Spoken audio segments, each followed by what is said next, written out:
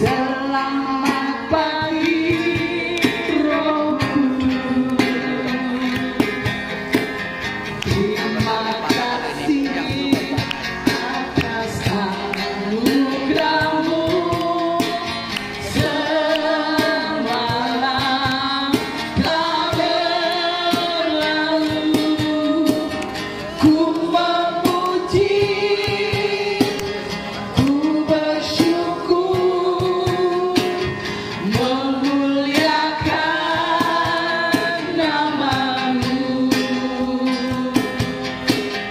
Allah Bapa, Putra, Roh Kudus, terima kasih. Katakan lebih sungguh-sungguh. Adik-adik, bapak-bapak, ibu-ibu, kami di depan punya choir. Kalau bisa kita ikuti semua yang di depan. Ya, dia angkat tangan kanan, dia angkat tangan kiri, angkat tangan kiri. Yang di belakang.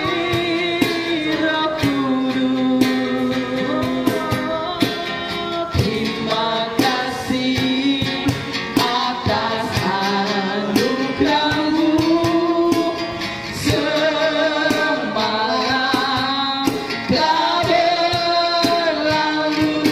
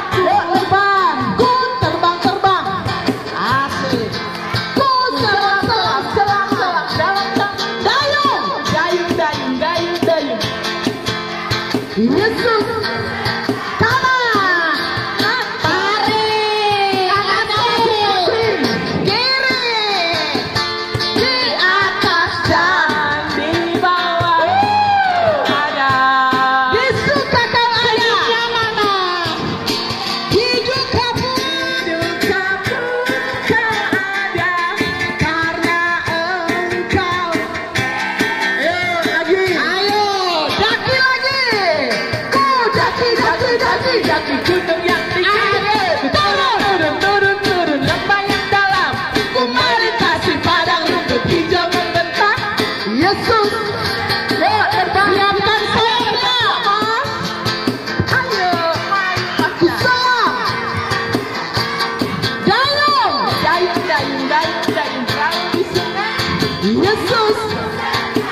Di kanan, asik. Di kiri, kau ada. Di atas dan di bawah, kau ada. Di surga kau ada. Di dunia pun kau ada.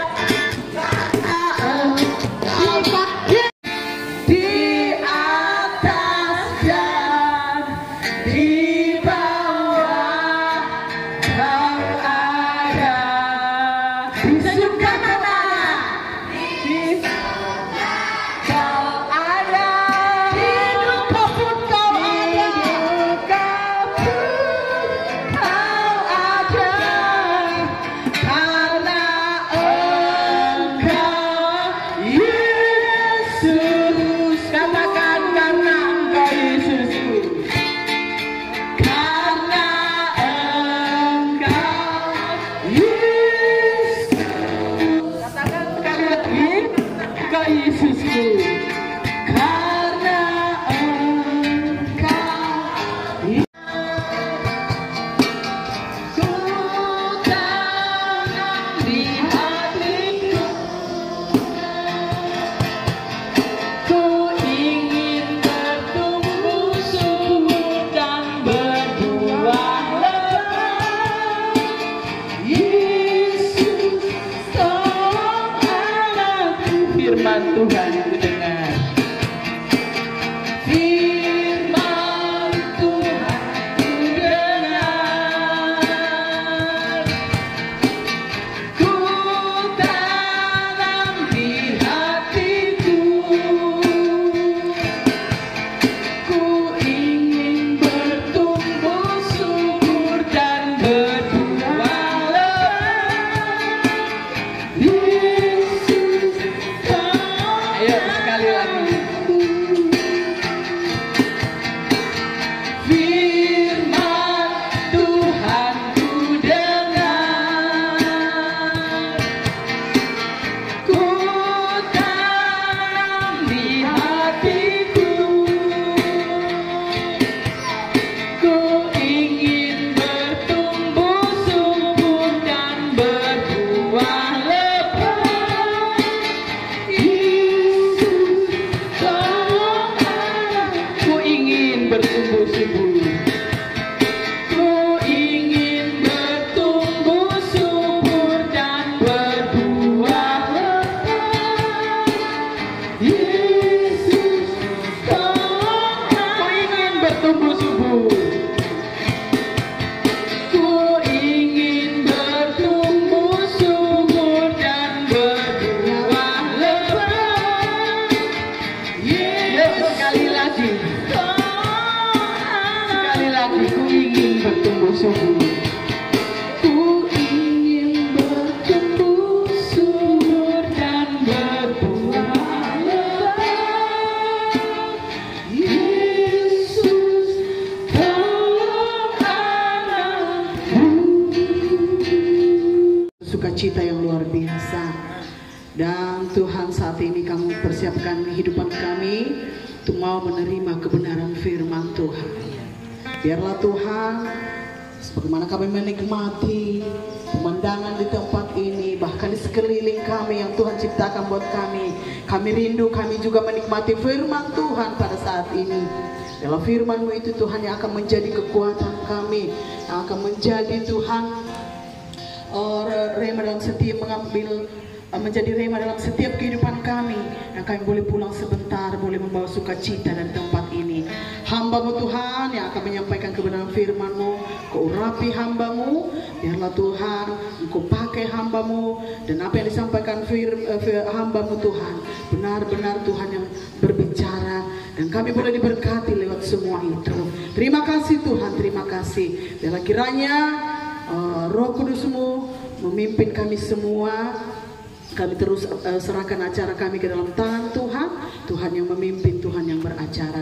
Dalam nama Yesus kami mau siap mendengarkan firman-Mu. Haleluya. Amin. Silakan duduk. Silakan duduk. Nah, hari ini Gabriel bawa teman karibnya, Jessica bawa teman karibnya, siapa lagi yang bawa teman karibnya? Keep silent kayaknya, yang gede-gede.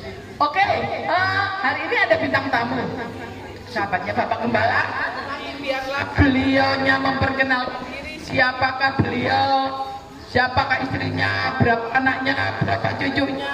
Monggo silakan Pak. Baik, terima kasih. Salam. Kurang keras. Salam. Salam damai sejahtera di dalam nama Yesus Kristus Tuhan Allah kita. Katakan haleluya. Haleluya. Amin. Puji Tuhan, terima kasih. Tadi pertama kami diminta untuk memperkenalkan diri. Kami tidak asing lagi dan tidak jauh lagi, karena di antara Mangkuparap dan Amburawang Darat Sambuja Kutai Kertanegara ini. Kami sudah lama ya bersama Bapak Pendeta Julius Henpago waktu di Samarinda, ya ikut bersama merintis gereja juga di Samarinda, mulai dari rumah ke rumah. Tapi setelah dari jadi gereja kami sudah ya kembali. Saudara, adik-adik, kami perkenalkan. Sebelumnya saya ucapkan terima kasih pada hambanya Pak Pendeta Julius yang memberikan kepercayaan dan mempercayakan untuk menyampaikan firman. Dan terima kasih pula kepada Bapak, Ibu, Saudara, dan adik-adik ya sekolah minggu dan remaja yang kami kasih dan kami cintai, yang telah memberikan kepercayaan kepada kami untuk menyampaikan kebenaran dan firman Tuhan. Ya, kami perkenalkan, nama saya Gideon Suyatno. Ya, nama Gideon Suyatno ini siapa yang tahu ada di mana? Kitab apa? Angkat tangan. Angkat tangan. Gideon maksudnya. Namanya Gideon itu ada di mana kitab? Ayo adik-adik sekolah minggu, angkat tangan siapa yang tahu, nanti dapat door prize. Bukan dari saya. Ya, itu ada di kitab Hakim-Hakim. Ya, bisa dipelajari di kitab Hakim-Hakim, itu nama Gideon ada. Kalau nama ya pahlawan-pahlawan itu kebanyakan di Hakim-Hakim. Ya, ini dipelajari di sekolah minggu. Jadi nama saya siapa? Siapa? Siapa? Ya, nama saya Gideon. Ada tambahannya Suyatno. Suyatno itu tambahan dari Jawa. Jadi kalau golongannya Nono itu berasal dari Jawa biasanya. Kemudian di sini saya punya istri satu, ya, tidak mungkin mendua. Kalau mendua tidak boleh, ya, aman. Kalau sama saya, istri tetap satu. Ya, jadi hati-hati, ya adik-adik kalau punya pacar yang sudah dewasa itu jangan sampai dua lah, satu, sampai jadi suami istrinya. Amin, katakan amin. Nah, itu ini yang baik harus diaminkan, yang jelek jangan, ya. Ya itu. Jadi saya punya anak 4. Oh, istri saya namanya Lydia. Ya, Lydia. Lydia itu ada di mana? Di Alkitab juga. Ya, nanti dicari sendiri, itu PR. Makanya harus rajin baca Alkitab, baca-baca. Ya, di situ dari ya Injil Matius, Markus, Lukas, dan Yohanes. Bisa juga Kejadian sampai ke Malaki, boleh. Ya. Kemudian di sini saya punya anak 4. Anak saya 4. Berapa? Nah, nanti kalau ada durklat ya ini ada dia. Ini bocoran. Ya. Kemudian laki-laki semua. Apa? Ya, pinter. Nah, ini anak saya. Lalu ya perlu saya perkenalkan, saya ini tadi diminta untuk titel barang apa namanya. Ya, saya sekolah Alkitab. Ya, tamat sarjana di IKB, Institut Kristen Balikpapan. Ya, S1-nya tamat. S2-nya sudah selesai tapi belum wisuda. Nah, kenapa? Tidak tahu kapan tunggunya nanti wisudanya. Tunggu duit. Tunggu aliran dana nanti dari atas, dari Tuhan. Baik. Ya, ini perkenalan saya. Ya, langsung saja di sini kita diminta waktu 30 menit, nggak panjang ini. Ya, biasanya saya di sini khotbah di YouTube bisa sampai 1 jam, 2 jam.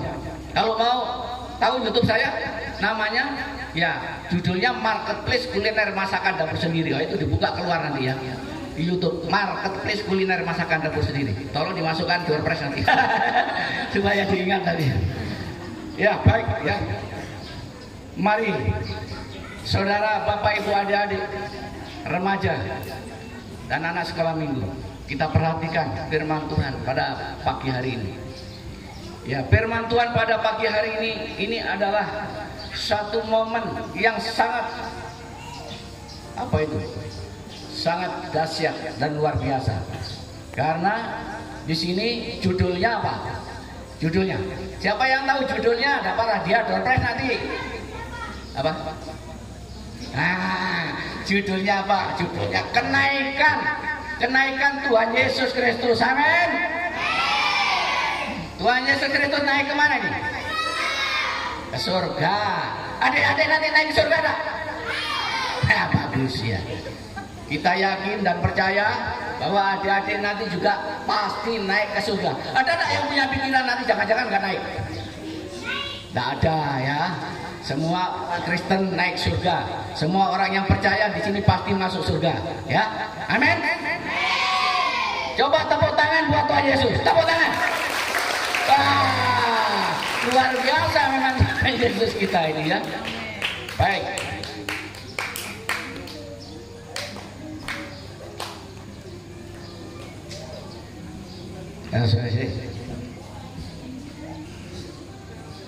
Agak ini kelamaan jadi mati. Ya. Jadi mari kita di sini belajar dalam Alkitab ini ya, adik-adik semua, Bapak Ibu. Lukas ya, Injil atau Injil Lukas pasal 24 ayat yang ke-50. Mari kita buka dan kita baca bersama-sama. Siapa yang siap sudah ketemu katakan amin. Amin.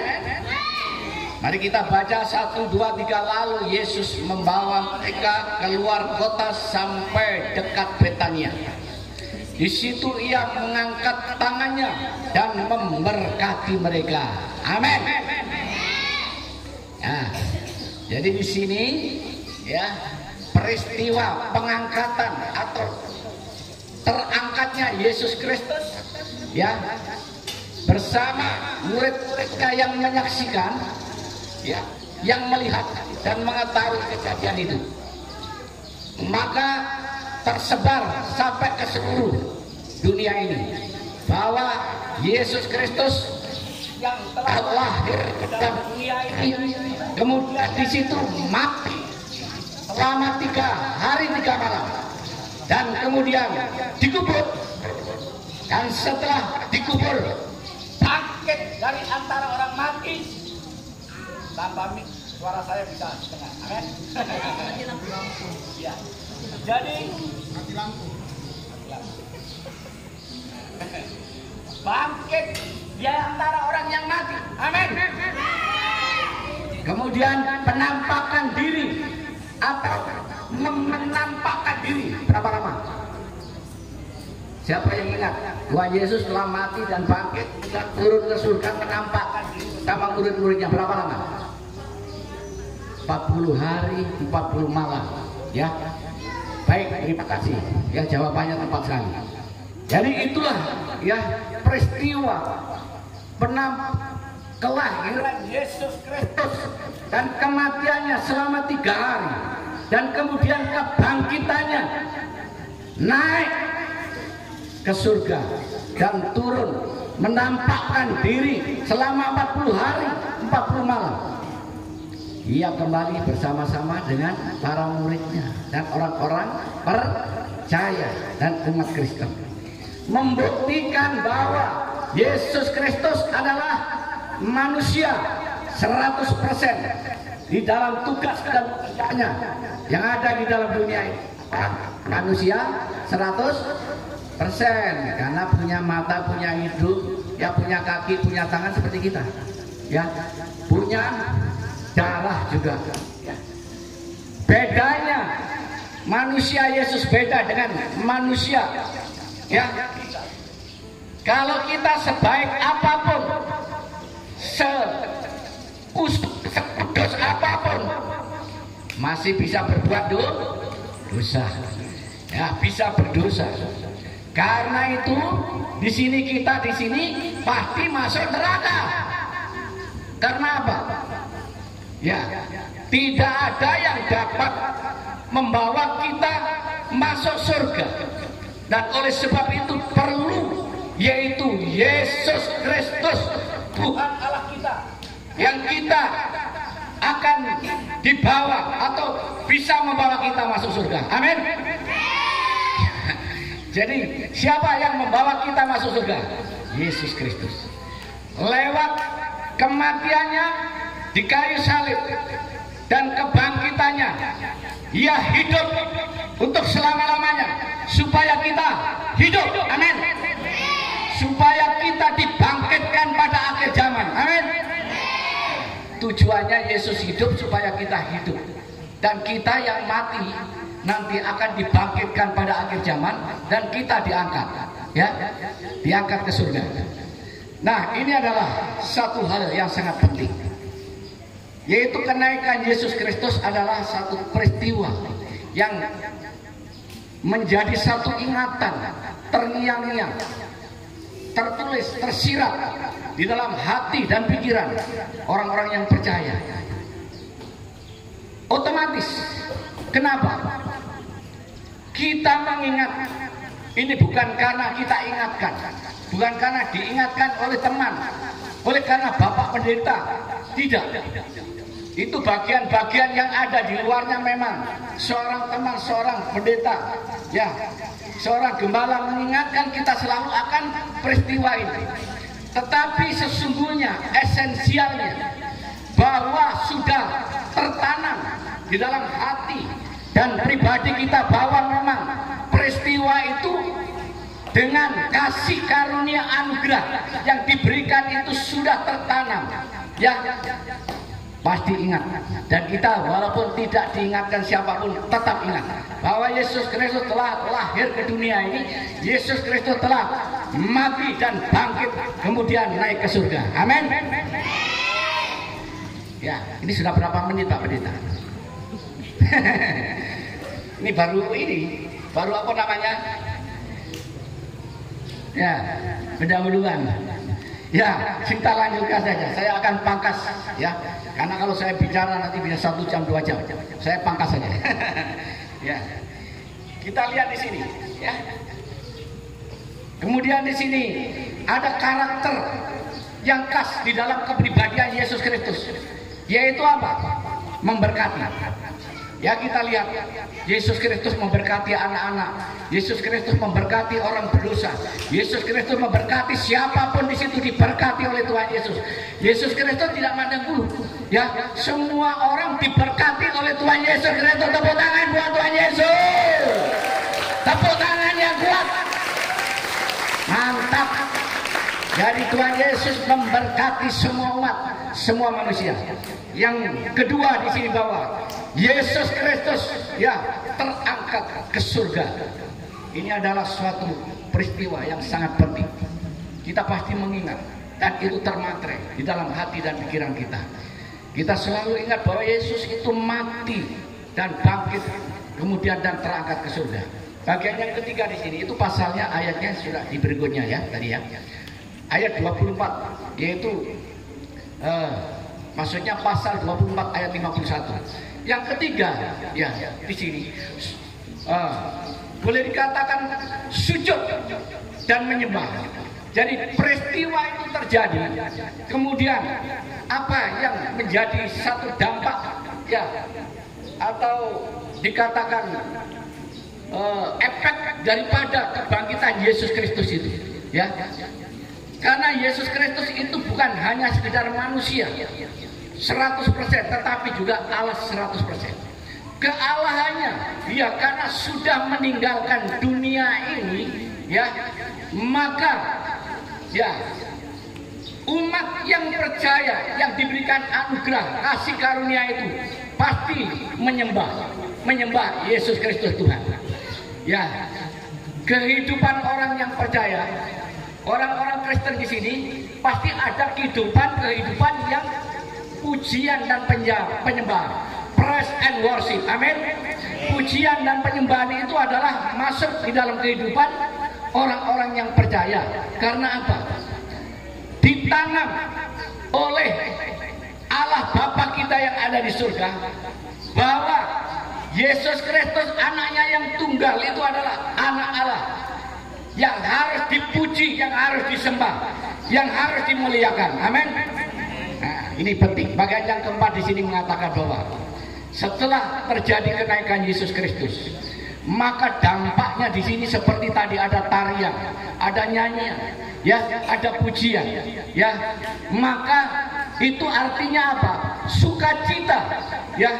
Orang-orang yang percaya, orang-orang Kristen ini harus ada sukacita secara otomatis. Karena apa? Karena Yesus telah bangkit dari antara orang mati, Yesus hidup dan Yesus naik ke surga. Dan Yesus di sini memberikan sukacita bagi kita. Karena oleh apa? Roh Kudus, ya.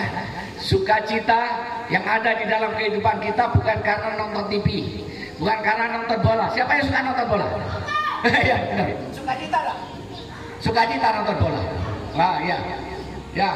Jadi sukacita ya bukan karena nonton bola, bukan karena nonton TV, bukan karena nonton tinju, ya, bukan karena bermain-main di pantai, itu juga sukacita. Tetapi sukacita yang dari Tuhan, dari Roh Kudus itu adalah sukacita yang tidak pernah henti-hentinya, yang tidak pernah berhenti dan tidak pernah berakhir. Karena sukacita yang dari Tuhan itu dimatre, apa? Matre, ya, ditanam di dalam hati, ditanam di dalam pikiran, ditanam dalam tubuh, jiwa dan roh, ya, bagi orang-orang yang percaya. Maka di sini kalau ada, ya, tadi sukacita bukan hanya berhenti sampai di sini, ya, Bu, ya. Tetapi sukacita itu di mana-mana, kapanpun, ya, dalam situasi apapun, sakit, sukacita, ya, sedang mengalami masalah, sukacita, sedang mengalami tidak naik kelas, ya, sukacita, ya, dalam situasi kita di PHK juga tetap sukacita. Amin. Ada enggak yang sukacita ini walaupun di PHK pada saat kena COVID? Ada enggak? Nah, ini terjadi, ya, banyak PHK karena waktu itu ya situasi COVID. Nah, oleh sebab itu di sini orang-orang percaya, orang-orang Kristen, orang-orang yang sudah dibasuh dengan darah Kristus, yang sudah percaya, dipenuhi dengan Roh Kudus, maka selalu akan ada sukacita. Ya, sukacita bukan dari dunia ini, amin, tetapi dari Tuhan Yesus Kristus. Tepuk tangan. Dan nggak ngantuk. Sukacita semua datangnya dari Tuhan Yesus Kristus, bukan dari dunia ini. Ya, kemudian yang berikut tak pangkas, ya. Ya. Yang kelima di sini, karena ada sukacita yang besar, kita mampu dan sanggup untuk memuliakan Allah. Amin. Ya, bisa dibaca sendiri nanti, ya. Kalau saya bacakan semua nanti terlalu panjang. Di sini Lukas pasal 24 ayat 53. Jadi untuk memuliakan Allah ini di bait suci, karena ia setelah melihat peristiwa kemudian, ya, dari Yerusalem dibawa ke Betania atau dekat Betania, keluar kota. Kenapa kok dibawa keluar kota? Nggak perlu dibahas. Tetapi di sini setelah melihat satu kejadian, Yesus naik ke surga, maka kembali ke Yerusalem. Nah, kembali di situ untuk memuliakan Tuhan di tempat kudusnya, di tempat ibadah. Ya, pada zaman dulu ada tempat ibadah, tempatnya kudus, orang-orang yang percaya. Jadi kembali ke tempat ibadah, nah, memuliakan Tuhan. Orang yang memuliakan Tuhan pasti ada sukacita, amin. Orang yang tidak sukacita tidak mungkin memuliakan Tuhan. Ya, sedangkan situasinya tidak sukacita, cemberut aja, ini ya, lemes, ya, itu ya, kurang tidur. Kalau kurang tidur tidak apa-apa, tetapi yang penting di sini memang kepenuhan Roh Kudus. Kita semua sudah dipenuhi Roh Kudus, amin. Ada nggak yang belum dipenuhi Roh Kudus? Sudah, semua dipenuhi Roh Kudus. Karena apa? Sejak kita percaya kepada Yesus Kristus, maka Roh Kudus itu sudah memenuhi di dalam kehidupan umat yang percaya. Ya, juga kita sebagai adik-adik yang masih kecil sudah dipenuhi Roh Kudus. Ya, karena apa? Ya, adik-adik adalah putra-putrinya orang-orang yang percaya. Ya, putra-putrinya orang yang percaya ini secara otomatis darah, ya, Yesus Kristus dan Roh Kudus itu mengalir di dalam kehidupan adik-adik, sehingga ada kepenuhan dan ada sukacita yang besar dalam hidupnya. Amin. Ya, amin. Yang kecil-kecil itu, yang besar gak amin. Amin. Nah, ini baru. Oke. Kemudian setelah Yesus Kristus terangkat dan meninggalkan maka perlu diingat, ada sesuatu yang teringat, yang diingat, ya, karena apa?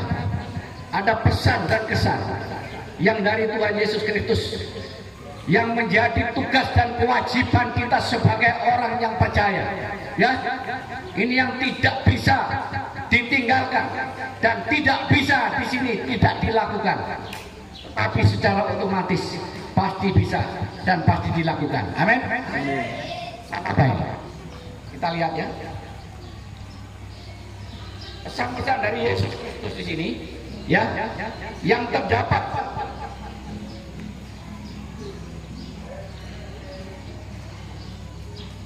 Injil Matius pasal 28.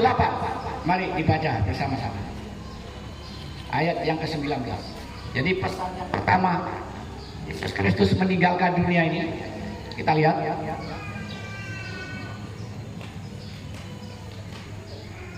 Matius pasal 28 ayat yang ke-19. Apa? Mari kita baca bersama-sama. Karena itu pergilah, jadikanlah semua bangsa muridku dan baptislah mereka dalam nama Bapa dan Anak dan Roh Kudus. Amin. Ini adalah pesan. Ini bukan untuk Bapak Pendeta atau penginjil secara khusus, bukan. Ini adalah tugas kita semua orang-orang yang percaya untuk memberitakan Injil. Amin. Susah tidak memberitakan Injil? Susah atau gampang? Gampang. Ini pintar, ya. Gampang. Ya adik-adik.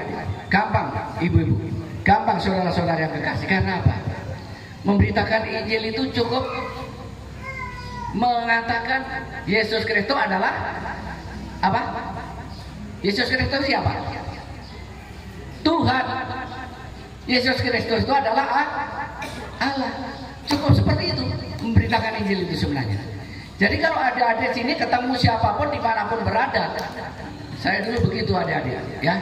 Ketika saya bekerja di suatu tempat perusahaan, itu teman-teman saya setiap kali orang-orang yang belum kenal Injil, saya cuma ngomong, saya orang Kristen, ya. Yesus Kristus itu adalah Tuhan saya. Cukup seperti itu. Ya, ya, ini terus-menerus kita bicarakan kepada semua yang kita temui. Ya, kita nggak berharap, nggak terlalu kita ini harus mereka jadi ya orang Kristen, nah. Ya, tetapi kita di sini ya cuma memberitakan Injil. Masalah itu nanti menjadi umat pilihannya, itu yang milih Tuhan itu sendiri. Ya, Tuhan itu sendiri yang milih. Kita cuma berbicara atau memberitakan kabar baik, karena kabar baik itu adalah Yesus Kristus. Amin.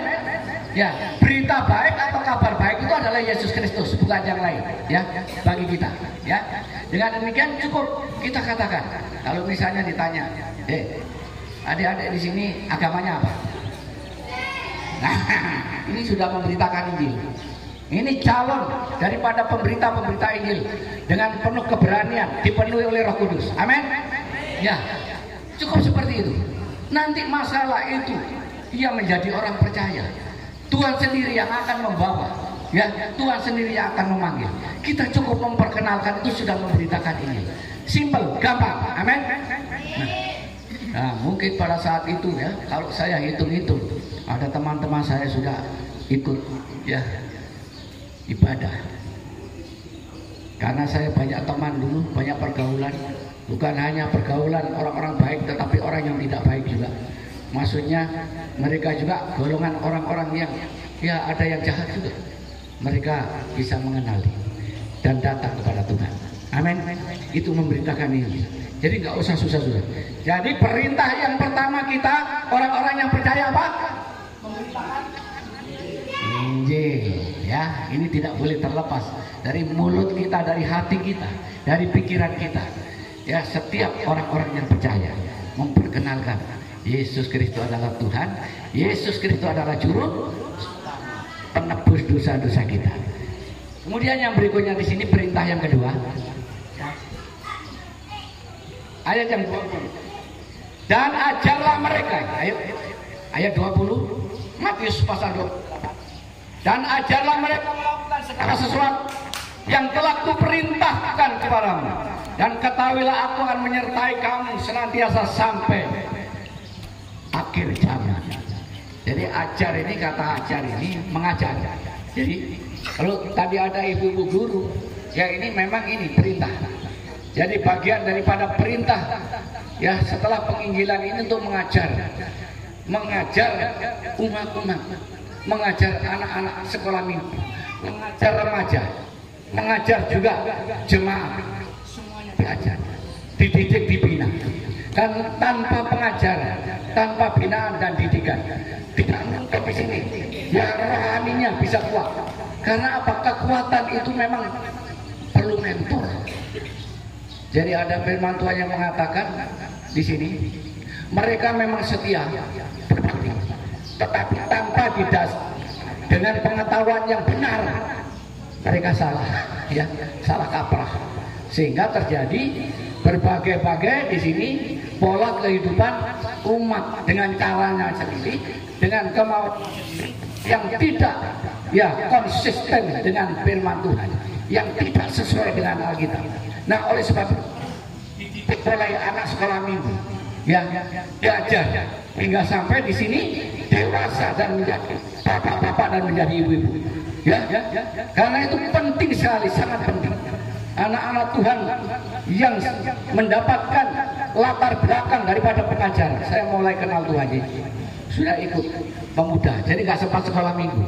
Karena apa? Saya sudah kenal Tuhan, ya, dulu, ya, sudah dewasa, sehingga saya cukup di pemuda aja.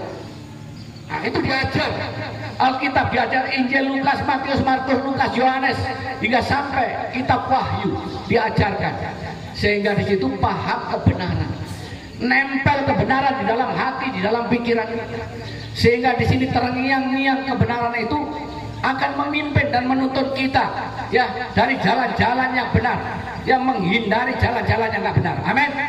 Nah, itulah bentuk pengajaran sangat penting. Yang pertama penginjilan, ya, penting. Yang kedua adalah mengajar. Jadi adik-adik persiapkan menjadi guru-guru, mentor-mentor, semua pengajar-pengajar di dalam Alkitab. Ya, karena apa? Ya, karena itu sangat penting. Yang terakhir, ya, sudah saya stop ini, ya, yang terakhir. Ya, minta terakhir Pak Yunus, ya. Ya. Yang terakhir di sini, ya.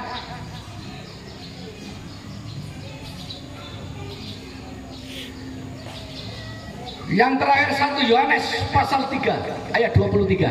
Mari kita buka.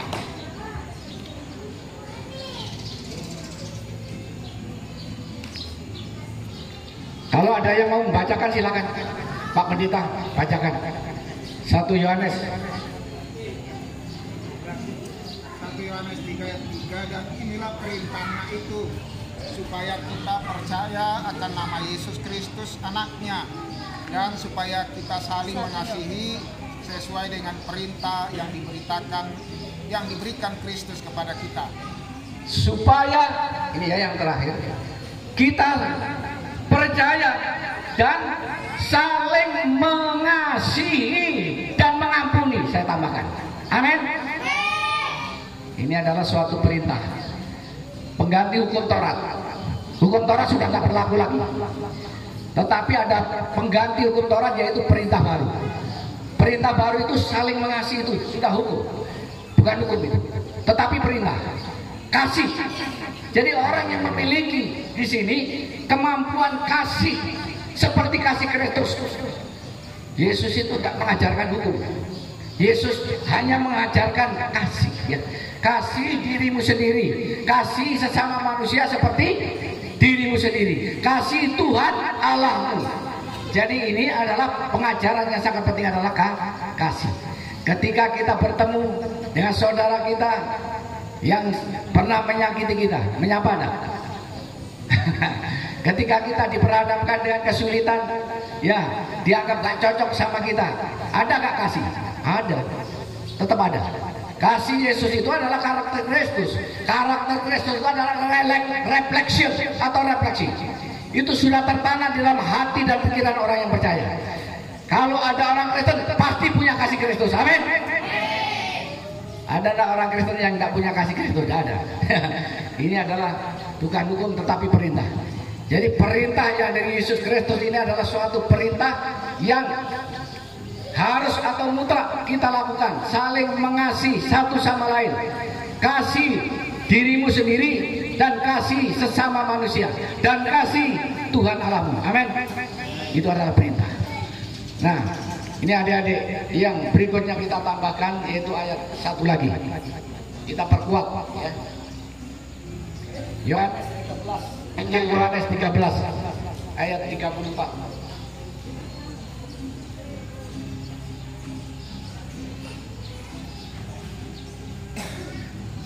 Ya, ketemu? Kalau dibacakan, siapa yang membacakan? Injil Yohanes Injil Yohanes pasal 23 ayat 34 dan 35. Aku memberikan perintah padamu, yaitu supaya kamu saling mengasihi, sama seperti aku telah mengasihi kamu.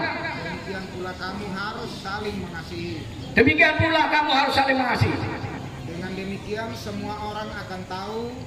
Dengan demikian semua orang akan tahu bahwa kamu adalah murid-muridku. Yaitu jikalau kamu saling mengasihi. Amin. Ya. Jadi Yesus mengakui, adik-adik, saudara-saudara, ya, bahwa saudara semua adalah murid Kristus. Amin. Karena sifatnya seperti Kristus. Jadi orang-orang yang percaya di sini identik dengan genetis Yesus Kristus. Amin. Sifatnya seperti Kristus. Sifat Kristus yang tertinggi mutlak, yaitu mengasihi. Karena begitu besar, ya, akan dunia ini, sehingga ia mengaruniakan anaknya yang tunggal. Dan barang siapa yang percaya, ia diselamatkan oleh karena apa? Kasih Kristus. Karena kasih Kristus, oleh karena kasih Allah, ya, maka Bapa mengaruniakan anaknya yang tunggal, yaitu Yesus Kristus. Dan barang siapa yang percaya kepadanya tidak akan binasa, melainkan peroleh hidup yang kekal. Tepuk tangan buat Tuhan Yesus. Demikian firman Tuhan, ya, yang saya sampaikan. Kiranya Tuhan Yesus memberkati. Izinkan saya akan mendoakan. Mari kita berdoa. Bapa, inilah yang dapat kami sampaikan kepada anak-Mu, hamba-Mu, seluruh jemaat-Mu yang ada dari gereja GPT Bethel Tabernakel. Kiranya Tuhan sudah menanamkan firman-Mu dalam hati dan pribadi kita semua, sehingga kami semua mempunyai hati yang mengasihi, melayani, dan memberkati. Itulah firman yang telah Engkau berikan kepada kami. Kami mengucap syukur dan terima kasih. Kiranya Tuhan, Kau menyertai kami dari tempat ini hingga sampai kembali dengan selamat. Dan kami yakin dan percaya acara ini terus akan berlangsung oleh pimpinan Roh Kudus, bukan kekuatan manusia tetapi kekuatan Allah. Dan Tuhan memberkati kami semua yang mengambil acara, bagian acara demi acara, dari awal hingga sampai selesainya. Di dalam nama Yesus Kristus Tuhan kami berdoa mengucap syukur. Haleluya. Amin.